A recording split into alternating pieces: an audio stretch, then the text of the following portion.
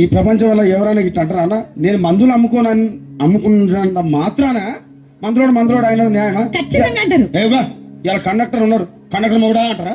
Police ఆయన ఉన్నాడు, police మొగుడా అంటారా? నిన్ను మాత్రం అంటారు ఖచ్చితంగా. ఎందుకంటారు? ఏవో అలా అట్లా అంటే నన్ను కూడా అట్టే అనాలి.